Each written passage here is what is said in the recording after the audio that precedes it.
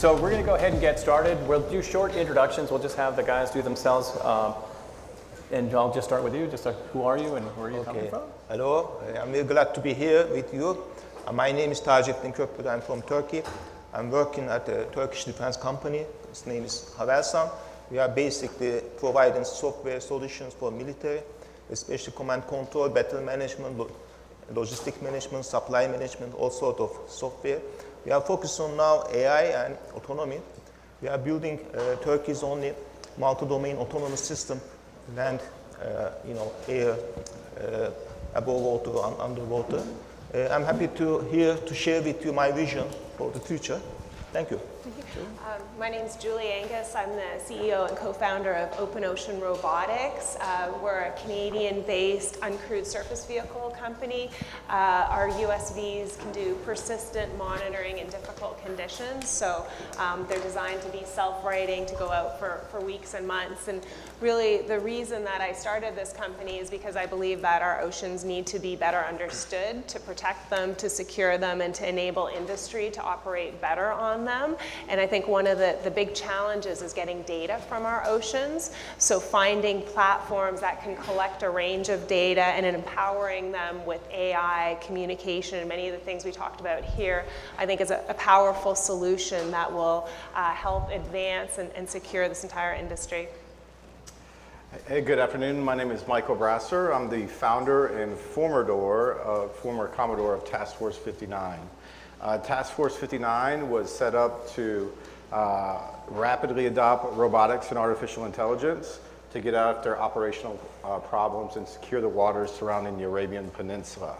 So I just retired, and now I am at Saab as the Chief Strategy Officer and looking to leverage that expertise in emerging disruptive technologies at Saab.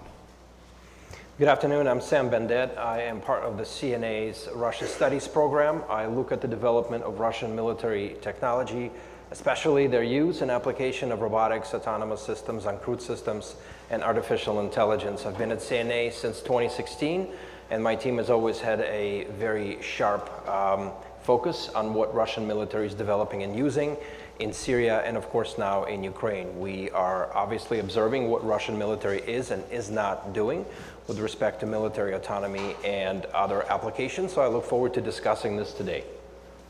So we'll go ahead and get started. So just to frame the discussion, so I'm Michael Stewart. I'm the CNO's, the lead for CNO's Unmanned Task Force, which really is meant to focus inside 5 years with bringing disruptive technology and disruptive capability inside the 5-year window to dissuade or deter or defeat a potential adversary. So this discussion today is very near dear to my heart. We engage the fleet commanders directly. What problem do you need to solve? And then we try to find the appropriate technology. I'm going to just frame it from where Secretary of Work started this morning. He laid out sort of a theoretical vision of what the world is going to kind of look like. That AI and autonomy be part of that vision, that this decade is certainly the decisive decade. He's focused on 2027. That's certainly what we're thinking about in the Department of the Navy. That we need to rapidly close any gaps, again, to deter or defeat any potential adversaries. So no potential adversaries incentive to actually go for it right now. And that if we can pull that off, the ROI would be gigantic. This is no longer, in my opinion, theoretical. This is actually happening, in my opinion, in Department of the Navy and DoD. You're seeing it happen in Ukraine much faster than you probably are aware of. And so with that, I'd like to just start a couple of questions. So Sam, what are you seeing in Ukraine? What are you seeing the Russians doing, and what are they thinking about in fielding? Well, in general, Russian military views artificial intelligence as an enabler of military operations, much like the United States, China, and other countries do. In fact, they look at AI as a decision-making tool, as an assistant that can analyze data, crunch data, and give the most optimal outcome. When it comes to artificial intelligence and autonomy, Russian military looks at these technologies to replace human soldiers, to take people out of dangerous situations and to make missions more effective. And the Russian military has been developing a number of systems, both for aerial, ground, and maritime applications for years prior to the invasion of Ukraine. What's interesting about Ukraine is that Russia seems to be on the receiving end of a lot of artificial intelligence and autonomous solutions, which are actually coming from the Ukrainian military, Ukrainian volunteers, and the Ukrainian industrial complex. Ukrainians are using AI more effectively to analyze data. They use artificial intelligence for target recognition. They use it for facial recognition. They use it to defend against Russian cyber attacks. And Ukrainians seem to be fielding a number of autonomous systems as effectively as they do AI, such as the recent attacks on the Black Sea port by multiple Ukrainian unmanned surface vehicles. Those are probably remote controlled, not exactly autonomous, but Ukrainian defense industry and the Ukrainian government are claiming that artificial intelligence solutions are coming in the form of aerial vehicles and perhaps other applications. Russians are looking at artificial intelligence and autonomy in terms of its use in some of their loitering munitions. They claim that Lancet and Kub loitering munitions, which are becoming a headache for the Ukrainian military, are in fact optionally manned or semi-autonomous and feature limited artificial intelligence applications. There aren't yet as many solutions, or any solutions for that matter, when it comes to Russian unmanned ground vehicles or even unmanned surface and underwater vehicles, which are fielded against Ukraine. They haven't done that yet. And in fact, again, Russia seems to be on the receiving end of a lot of Ukrainian solutions. Just today, a German publication broke the story that President Putin was supposed to visit an industrial park outside of Moscow, and a Ukrainian UAV was supposed to assassinate him in the process. I don't know how much veracity is in there, but a Ukrainian drone did crash outside of Moscow. It is a long-range drone with a range of about 800 kilometers. So clearly there are solutions on the front by both sides which can be optionally manned or perhaps made fully autonomous. Russian military in general looks at the intellectualization of their military systems, much like the Chinese do. They are looking at the eventual evolution and replacement of manned technologies with optionally manned and fully robotic and autonomous systems for a more effective military application. Again, their warfare in Ukraine, their conduct in Ukraine isn't necessarily speaking to that. In fact, it is very much intensive when it comes to manpower. Also, Russian military views a human-in-the-loop approach as the cornerstone of its AI and autonomous applications today, to be replaced with eventual robotization and automation. Again, not much veracity in that for now, if we look at what the Russian military is doing. But it is the Ukrainian military which is proving to be more flexible in using commercial and military AI and autonomous applications. I'll stop here, and I look forward to more questions. So Julie, I'll pick on you next. So we keep on hearing, or we've been hearing for a long time about AI and autonomy, and it's going to be the next big thing.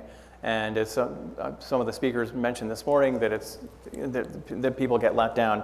You're the business owner, and you're putting a lot of capital in there. Why do you think there's a business case?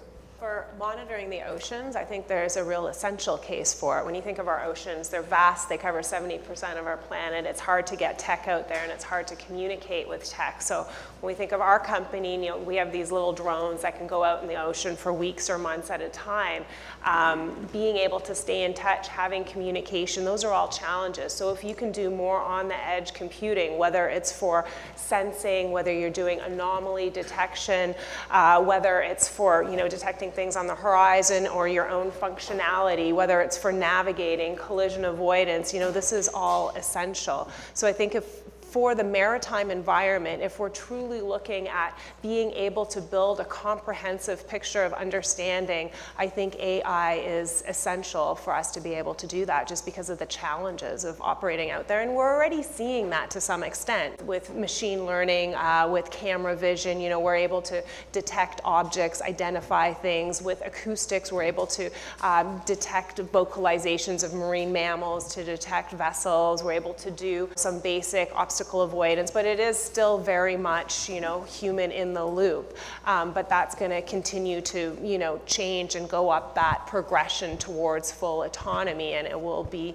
will be transformative to this industry when not only can these vehicles operate out there with that level of autonomy, but when we have vehicles that are sufficiently persistent, that we can produce in sufficient numbers to give us the coverage that we need on the ocean, because it is very difficult difficult to monitor the ocean. It's not just going to be 100, it's going to be thousands, you know, reflecting back to when Amir spoke about SkyGrid and the vision in the future. It's thousands of these, and you know, our oceans are even bigger than our land masses. We're going to need a lot of tech out there, and we're going to need smart processing.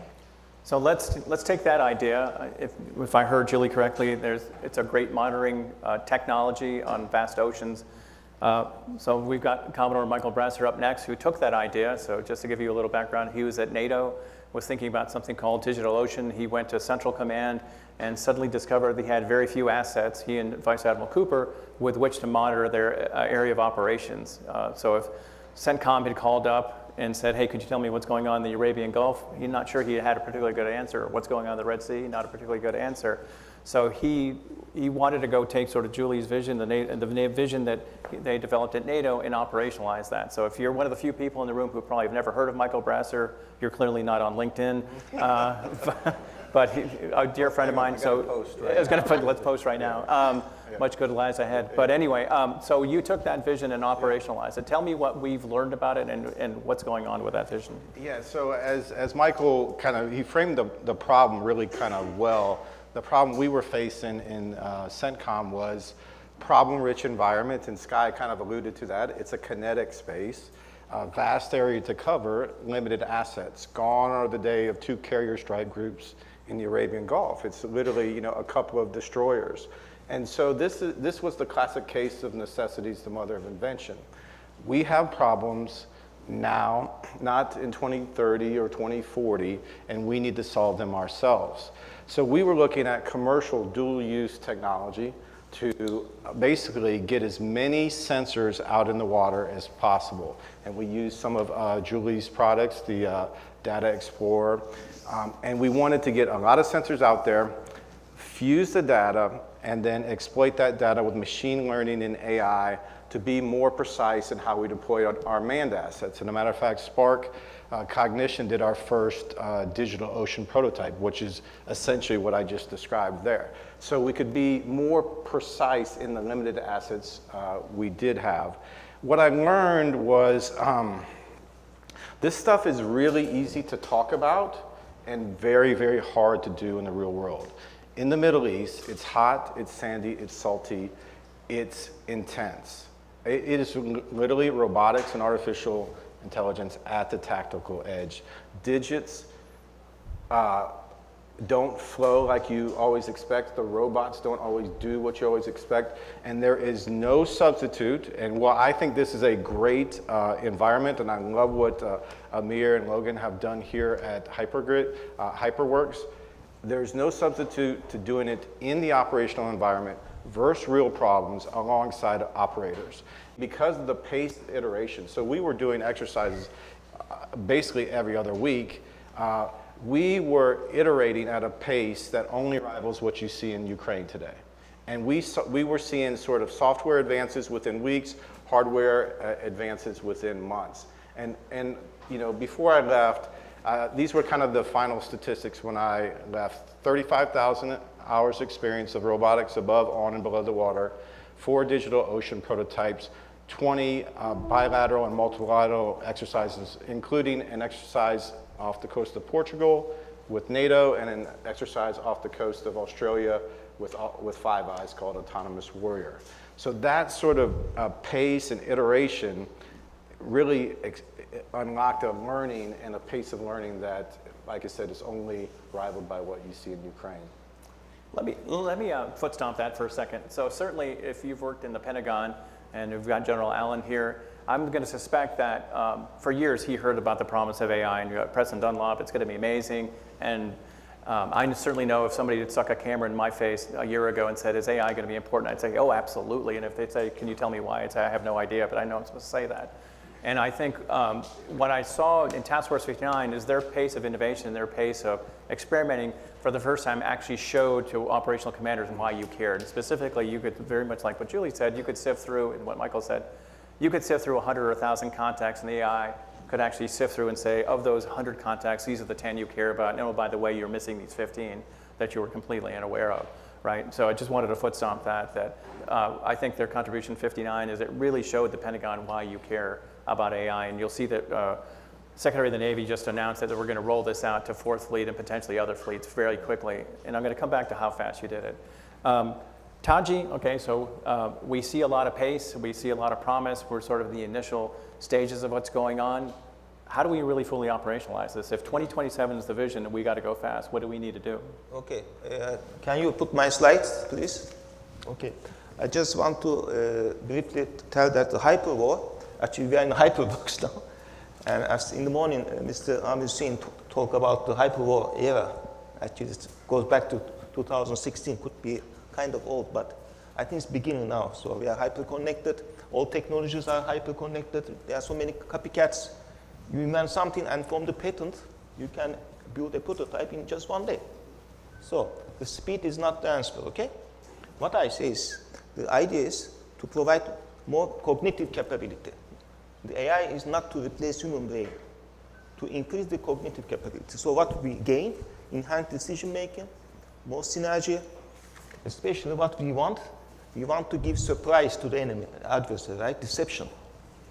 We don't want this surprise, we don't like it, right?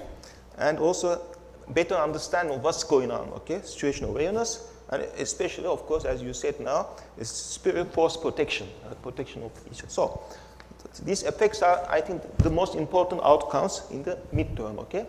So what we gain here is decision superiority is very important. Situational awareness, multi-domain operation. These concepts are not new. No, they are not new, of course. But AI and autonomy will give us more perfection. I think we can design perfect systems, okay? Engineering comes up to the point. But what we don't like is, as you said, the tolerance, the error tolerance. Because AI is not deterministic, right? It depends on data. And what we want to decrease that, the margin, right? Error margin. I don't want to give any mistake or identify some, instead of enemy, I don't want to identify as, right, a friend. So these are the benefits of having some hyperwar capability. And I also put some game theory matrix, so you can have it from me if you want. Can you next slide, please? You have it. Oh, yeah, okay. And then, as you see, blue and red, I use some, I'm game theory guys, okay? I usually like to apply game theory. And the capability as adversary, if you have this hyperwar capability, you don't want to use more traditional, like typical kinetic war. I mean, I just want to finish in just one day, okay? I don't want to prolong the war because I have the advantage. So this matrix shows us in the future, for the adversary point of view and from a blue and red point of view, how we can use this capability, okay? And my final note, just to finish, AI cannot replace humans because humans have intuition, humans have subconscious. No system can have this universal, infinite data storage, impossible. But cognitive capability can be increased a lot by AI. So decision making can become perfection in terms of decision making. So this is what I care for. And second, very important, general artificial intelligence, it will come in now, it's more centralized, but at the field, we need to be decentralized decision making. And we cannot rely on any data. Zero shot, zero data. So this would be, we don't need middlemen. So that's why my theory, but I also have some idea how to operate war as a service. We don't want middlemen. We have, right, a standardized super decision-making system, and at the field, everything decentralized, and they don't rely on any data. So this is the goal. No middleman, because middleman means error.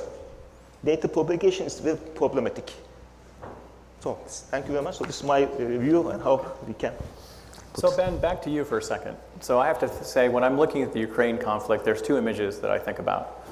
The first one is that 40-mile column of tanks converging on Kyiv. And I guess I would have thought that traditional military would have then wanted to create their own 40-mile column of tanks to go against that 40-mile column of tanks. But we didn't see that, right? We saw switchblades, we saw javelins, we saw different things come in very, very quickly. In some sense, very disruptively at a much cheaper price point, number one. Number two, it's hard not to notice that a country that has no navy, essentially, the Ukrainian Navy, or a very small navy, essentially invalidated the Russian Navy with a couple of attacks a couple of missile attacks, and a couple of USV attacks. So what's the lesson there, you think, going forward for warfare? So if I'm a military guy, what's the lesson I should take away from that, for a Navy that has sort of big assets? Well, I kind of want to take a step back a little bit from and take a look at the invasion from a 10,000 foot view. When politics interferes with military planning in a very significant way, you get a mess. And it was very clear in the early days and weeks of Russia's invasion that it was not ready for the type of war it encountered. And clearly politics interfered because politics was misinformed. The political leadership saw war going quite differently and forced that point of view down to the soldiers, generals, and everyone executing the war. And of course, a lot of people in the Russian military were simply afraid to speak up and correct the actions. So when that happens, when politics interferes, you get a mess. This doesn't have to be an example of this war. The political decisions are often misinformed or malinformed about technical decisions. And so educating the policymakers in general about the benefits and detriments of robotics and AI is a very significant step. Educating policymakers about what wars can actually look like and presenting a very clear picture of the adversary is very, very important going forward, and that hasn't happened prior to the Russian invasion of Ukraine. As far as shutting down Russian Navy in a Black Sea port, I don't have a good answer to why Russians aren't being more active in this regard. They think they're actually doing a great job. They think that they've defended the Black Sea port, they've expended a lot of resources in trying to protect against Ukrainian USV attacks. Their media accounts are always recounting how every single USV that attacked them actually was destroyed, and they did a great job. Never mind that the resources expended against this little Ukrainian USV are many, many, many, many, many magnitudes greater than the cost of building this USV. So the lesson here is small assets can create a lot of problems, but small assets don't always resolve issues, because a small Ukrainian USV cannot actually destroy and sink an entire ship. You need a lot of these systems, you need you need a sophisticated software, and you need other algorithms to actually guide this swarm into action. And until and unless we actually see heavy USVs capable of sinking ships, then these attacks are going to be a tremendous headache, but not necessarily change the course of the war as we're seeing right now.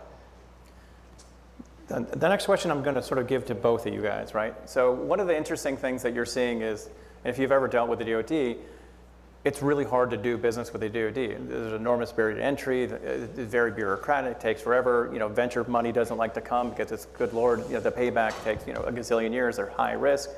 So one of the things that I think that we saw with 59 was they moved very, very quickly. They were using sort of innovative business practices.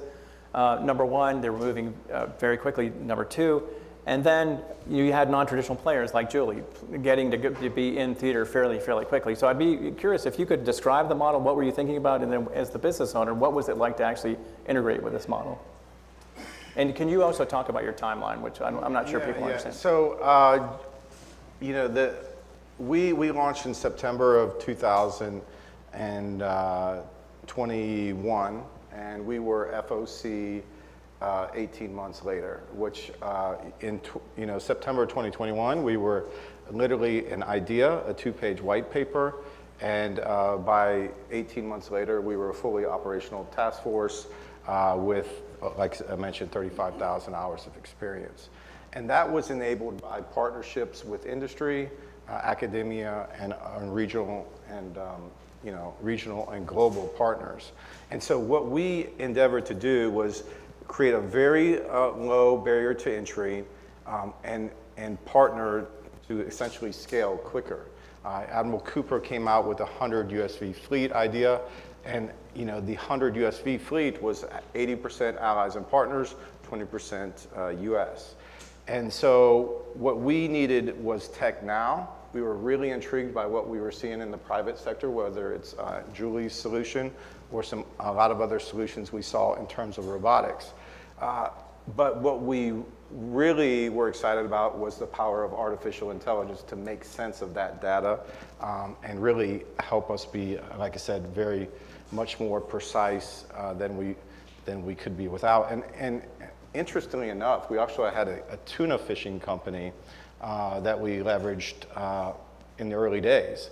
And if you think about it, the value proposition is not that different. So a tuna fishing company, when they go out fishing, they're not looking for fish, they're going to catch fish. So they had some sensors that we were using.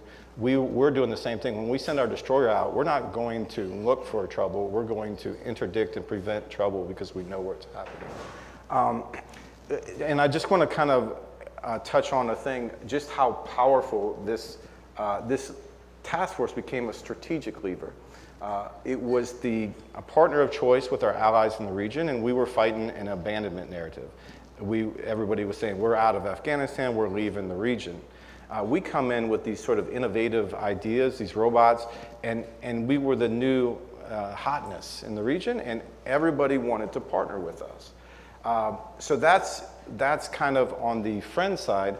On the potential adversaries, the malign actors, there's a major actor in the region there, and they can't stop thinking about us. And as you may have seen on TV, they grabbed a few of our drones and then released them.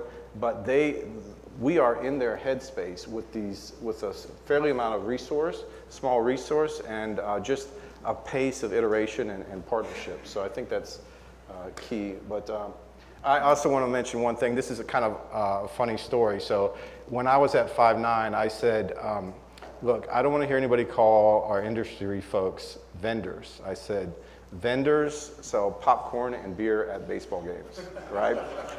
Which is great. I love vendors. I love beer and popcorn. These are industry partners with a big P. So a couple weeks ago, it was recently announced that I joined Saab, and I was going to do some of my final admin at 5'9" Spaces. And first of all, when I walked in, they said, sanitize, which means, you can't, cover up your stuff. And then second of all, they said, they started calling me a vendor all the time, just kind of poking me a little bit. But anyway, so I'll pass it over to Julie. So Julian, what I'm interested in is this new business model using contractor-owned, contractor-operated fee-for-service. This was not an acquisition model, right? And it enabled you to go very fast. What was it like to actually do business, and how fast did you move, and what did you see the pluses and minuses? Yeah, so this was the first time we've worked with U.S. government. So it was a new customer for us. We responded to a DIU RFP, and about 3 months later, we were sending a boat to Bahrain. So it was very quick. For us, it was, it leveraged work that we had already been doing in ocean monitoring, work that we'd been doing in illegal fishing enforcement, and it was extending those capabilities. And the COCO model was really beneficial because, we had our team in Bahrain working alongside, 15 other companies providing drones, providing AI.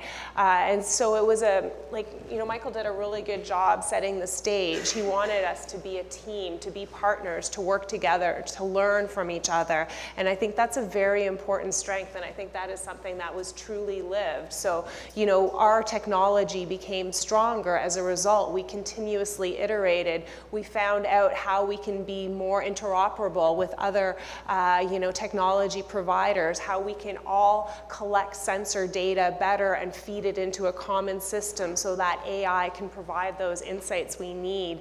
And then, being in that operational environment, there is nothing that compares to that. And so for us, it was a truly valuable experience to be out there in an operational environment, to be working with, all these leading USV companies from around the world, not only other US companies, but from France and Australia and Israel. And so I think that's very powerful, and that's something that, will really allow us to advance our technology rapidly, is leveraging those alliances. Just because you brought it up, I wasn't going to bring it up, but I'm going to touch on her last point. So, again, when you're dealing with the DoD, and certainly DoD has been thinking about AI and autonomy, and one of the things that always comes up is data rights. Are you going to share, the vendor's going to share, partner's going to share data? Is the government going to get data? Who owns it, right? And so Michael and I had gone to Tel Aviv and worked with the Israelis and really saw how they had skinned that cat, right? I like to tell a story. When I became the head of the NATO's Naval Armaments Group, the first thing anybody wanted to talk to me about was standards. And I thought, being a Navy pilot, it was the most boring conversation on earth. And very quickly I discovered that is the most important conversation you need to have if you're going to have a distributed sensor network, right? And so the Israelis told us that they were stuck in the same place. They were sort of looking at their primes. Primes didn't want to share the data. And they really had to have an 18th month effort to really think about data rights and who's going to own it and get past that so you would really share your data. And then once you could share your data, you could run algorithms on it. So that's a very important point. Having said that, so now you're going to go get partners and allies. You're going to have a distributed sensor network. You're going to enable this. How do you protect that data? How do you make sure protect the data? How are you going to make sure that somebody's not spoofing you? That I'm not working with partners and allies. Yeah, I think there should be no data to protect. Okay. That's my idea, because data is something that you can even create yourself, synthetic, right, using digital twins. As in the morning, Mr. Amir Hussein, Dr. C said that simulation digital twins are in the future exact replica of the real world. Okay, so I can just, especially quantum technology, I can real-time simulate. Can you imagine? I can synchronize reality with my, I would say, digital world. And when I combine them, there's no need to generate data, because the reality is actually what you devise in the digital world, and you just replace them. If you synchronize them, I tell you, you manage everything. So my theory is quantum technology is coming, and it's going to be feasible, I think, in 2 decades, okay? And then we will be able to merge the digital and the real world in real time. And then we would just generate data ourselves. So data, I don't need to protect it, because I generate it. It's kind of controlling the future, okay? Next step. We want to be always one ahead before, right? Before the enemy. So that's the idea. So that's why I believe that there's no data to protect, because data is something you just use and throw it away, okay? I'm not talking about strategic data. I'm talking about operational, tactical data. Strategy, different. Okay.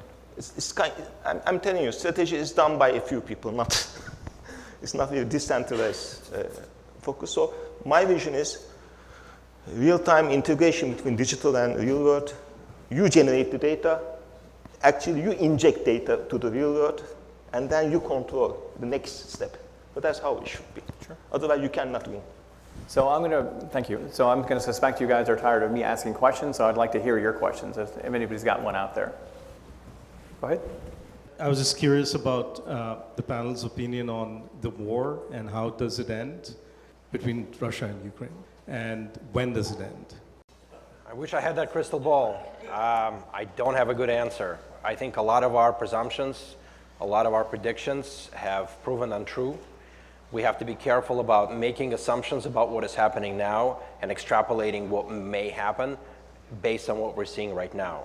There are always going to be surprises, and there are going to be black swans. And so at this point, again, I think it's difficult to predict how this is going to end, precisely because both sides are ready for more action. They're digging in. They're preparing for each other's counteroffensives and offensives, and they're rallying the troops, they're rallying their allies, they're appealing to the world, and they're trying to organize their resource base for a long-term fight. So Russians probably see this going well into the 2024, as do probably Ukrainians. Beyond that, I don't have an answer. I heard a couple folks today talk about protecting data. How are we protecting our data right now? Right, when you're sending it back and forth, are we working inside of our current NIPR and SIPR systems to send that data, or do we have another way? I guess the main player out there right now is like Microsoft High GC or something like that. How are we protecting that data and sending it back and forth?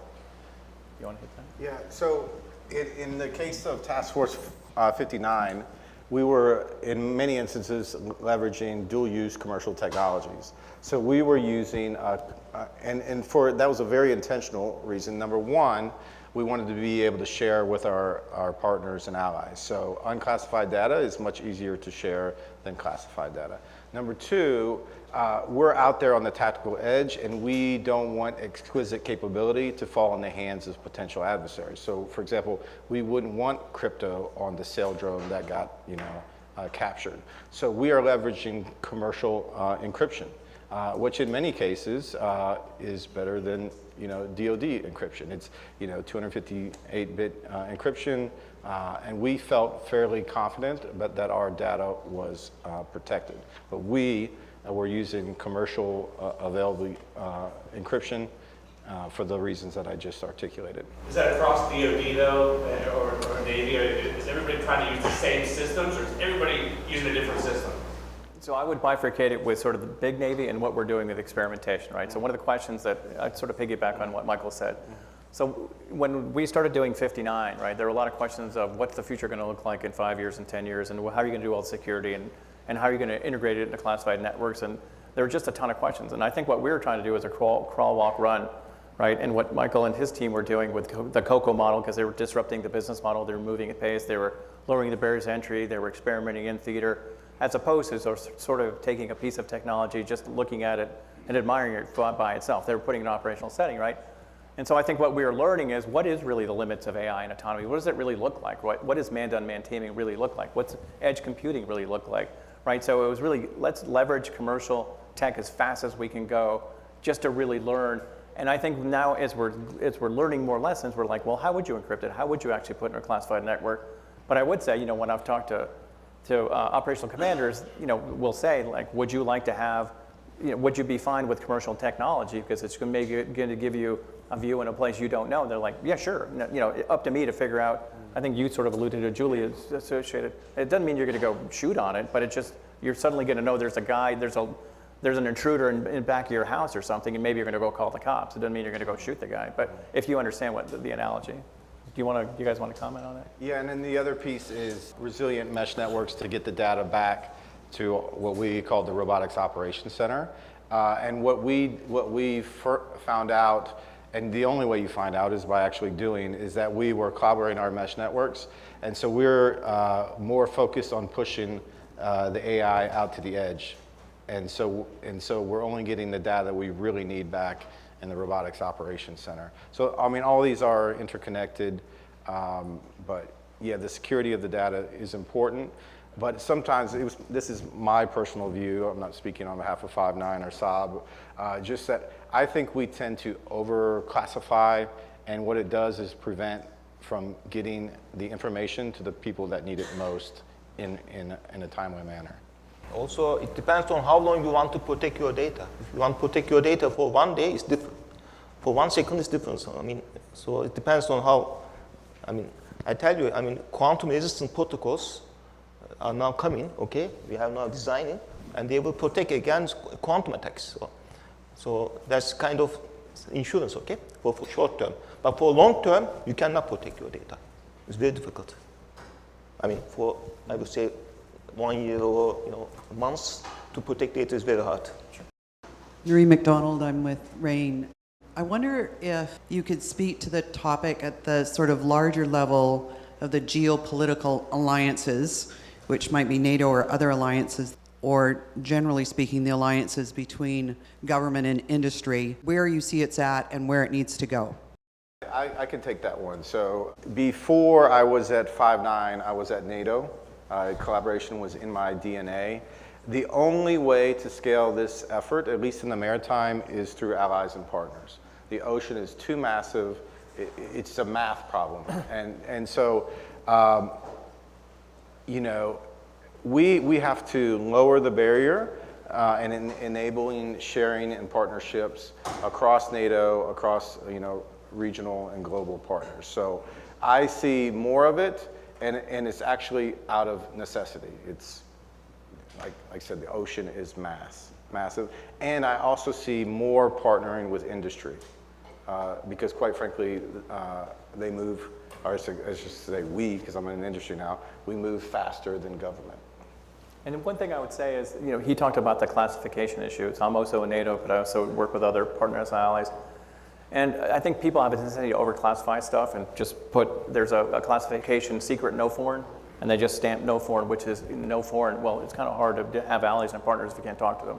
And so I think we have to rethink that you're really in an area where you have to collaborate. So you have to think about classification and what does all that mean, right? I'd like to add something about Russia. There's a lot of effort right now around the world to isolate Russia and to ensure that it doesn't get what it needs. via sanctions. But Russia still maintains a robust set of alliances. It looked to Iran for UAV solutions and received them. It looks to China for political support and receives that too. Russia and China are publicly announcing that they're going to be working on a lot of AI and autonomous solutions.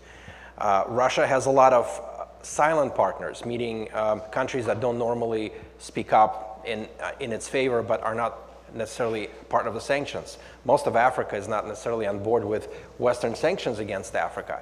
And there's also muted partners, meaning those that sometimes speak up for Russia, sometimes they don't.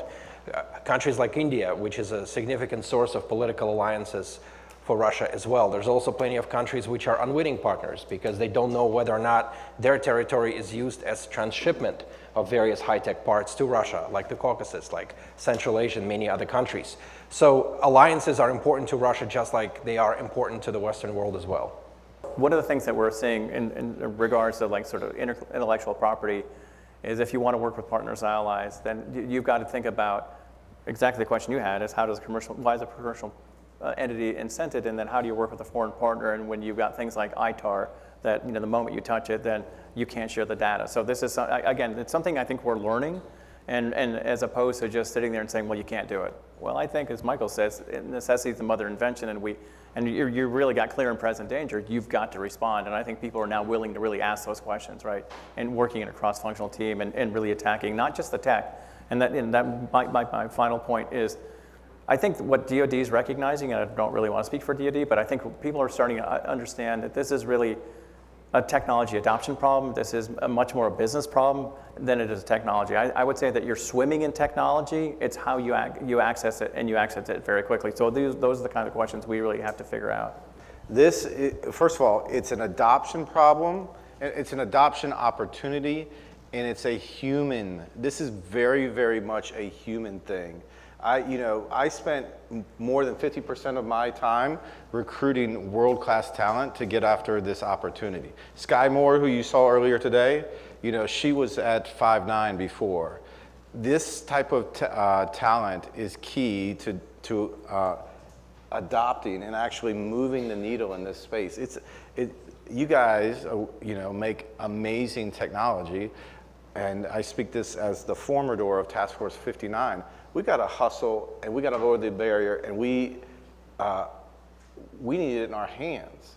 And there's blockers to getting it in the hands of the problem holders, the operators who actually really need this stuff, like right now. The other thing, just to follow up on that question, is that our vehicle and these vehicles that are used in these exercises are platforms for a variety of sensors. So the sensors that we were running on ours is the same sensors that we would use in other work for illegal fishing enforcement. But you could put a different sensor on that. You could customize it for certain applications, and that might change its use. So it was no longer, suitable for the commercial market. But then it would be that vehicle in particular, not necessarily, the platform. There are so many different actors. They all bring different technologies. Mm-hmm. How did you tame that technology? And did you think about this from the long term? Let's say you didn't have access to these great people that you referred to, but okay. How do you then think about moving this technology from one group of users to the next? Okay, so that's the scaling problem is Michael Stewart's. I was showing the art of the possible at the tactical level with Task Force 59. I did not want to tame the technology. I wanted to break it. I wanted to, for me, I saw success, I saw failure above success. I wanted to get on the other side of failure to new capability, and I wanted to push Julie and our other industry partners, hey, that's not fit for purpose. Hustle, move, fix, move. And so that's what I wanted to unleash rather than tame. And then, it's the creativity that's unlocked by, the Julie Anguses and the Sky Moores and getting these together alongside operators with real problems. It's like magical. So but Stephen's going to shoot me if I don't. Yeah, it's okay. No, but just let me, he's right. So, Stephen, just give me 10 seconds. And so he was sort of breaking the stuff at the edge and showing what was possible. It was my job then to show to senior leadership why. So what? Why do you care, right? And let me tell you, just for technologists, don't come in to the Pentagon and tell us really technological, tell a warfighter why this matters. And so it was my job to say, this is why this is interesting. Distributed networks, sharing data in a resource-poor environment, much lower cost, much faster speed. So it may be able to articulate this, so what? I'm sorry, I owe you a beer. So thank you guys very much. Thank you, panelists.